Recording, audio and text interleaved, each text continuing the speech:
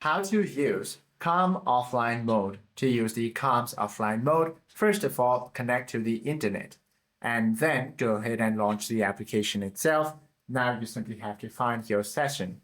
Browse the application and tap on the meditation, sleep story, or music track you want to save. Once you go through any of these options, all you have to do is on the session's detailed description screen, look for the download icon and then tap the icon and wait for the download circle to fill completely. Once finished, a small check mark or downloaded status indicator will appear next to the title itself. Now, all you have to do is access all this downloaded contents by simply tapping on your profile icon when you're offline. From here, you simply have to go ahead and tap on the setting gear icon on the top left. Head to the download section. You'll find all your contents over here. Hope this video helps you out a lot. If you have any questions or queries, do comment down below.